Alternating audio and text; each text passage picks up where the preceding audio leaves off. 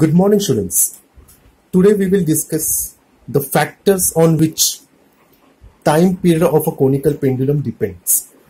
In the last lecture, we derived the derivation for time period for a conical pendulum performing uniform circular motion.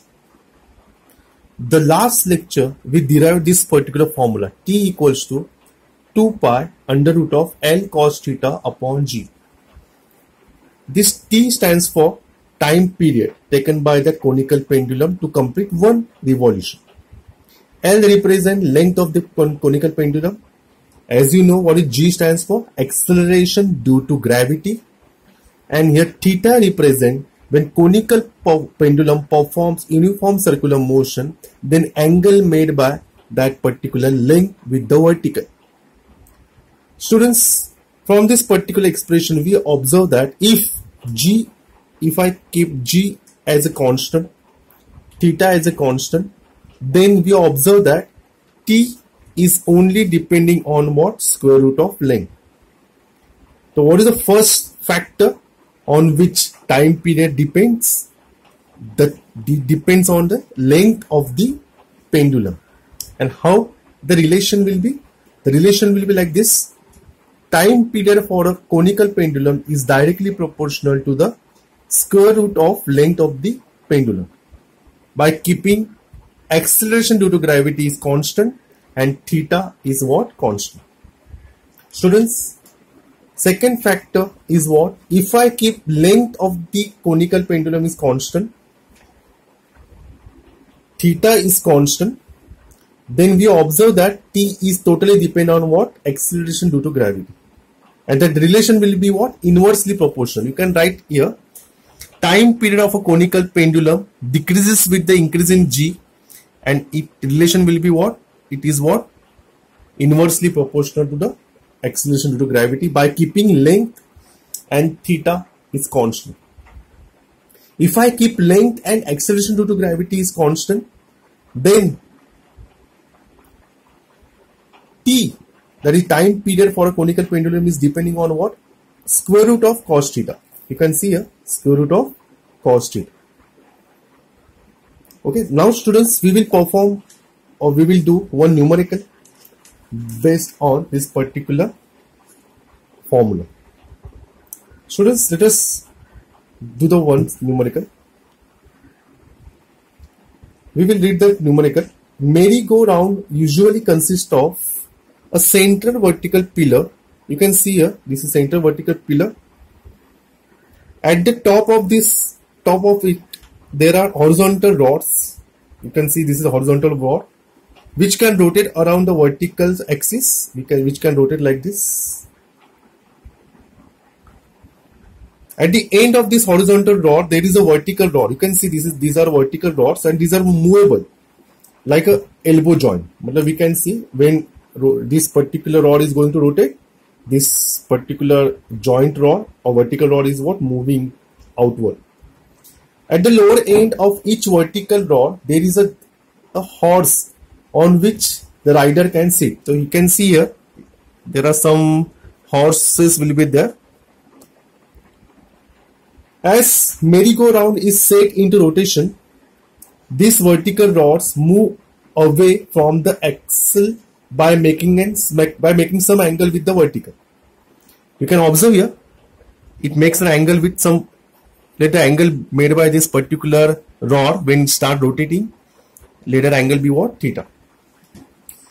The question will be, the figure above shows vertical section of a merry-go-round in which initially vertical rods are inclined with the vertical at 37 degree. During the rotation, calculate the frequency of the revolution. So we can say this theta is given over here. When this theta is, how much it is given? It is given as a 37 degree, students. And one more information is given, G. The value of acceleration due to gravity is what? That value is what? Pi square. And sine 37, the value of sine 37 is also provided, which is 0.6. Students, when we can observe here, when horse will be here, its own weight is what? M. So what is his own mass is m, his own weight is what? M into g. His own weight is what? M into g. We observe that there is a tension inside that particular rod. This tension is represented by what? T. You can see here T. I resolve this T into what? Two vertical component. One is what? Vertical and second one is a horizontal. So we observe the vertical component here is what? T cos theta, which is balanced by its own weight, and horizontal component is what? T sin theta, which provide what? Necessary centripetal force. So students, so from this particular expression or from this particular concept, we can write T cos theta is what? Mg, which is equation number 1, and T sin theta equal to mv square upon r, which is necessary centripetal force. If I divide 2 by 1, I will get tan theta equals to v square upon rg, and since v equals to r omega, if I square, v square equals to what? What is square of 2 is 4, pi square, r square, n square. So this is particular expression for v square, and this is particular expression for what? Tan theta. I am going to resubstitute this particular v square value over here. So tan theta equals to what? 4 pi square r square n square upon what? Rg. Here 1 r get cancelled. So I will keep n square in the right hand side so that we can find what? Minimum frequency. Question was calculate the frequency of the revolution. So students, we got the derivation for n under root of tan theta g upon r. Okay, and what is square root of 4 pi square? I kept 1 upon 2 pi outside. Students, after solving this particular, but we don't know the value of r, students. We don't know the value of r. What is r stands for here? You can see in the diagram, r represent what? Total radius of that particular horizontal circle. So we observe that horizontal rod, the length of the horizontal rod already provided by us, that is what is given, which is 2.1. But this small r is nothing but what? Sum of this 2.1 and this particular length. We don't know this particular length, but we know the vertical rod length. What is the vertical rod length? Is what? Around 1.5. It's a 1.5. So we can find using what? Sin theta. What is sin theta? Opposite upon hypotenuse. So we can find this particular length. This particular length is what? 1.5 into sin theta. I have written here. So that total r is given by 2.1. This is a horizontal rod plus this particular length. This is what?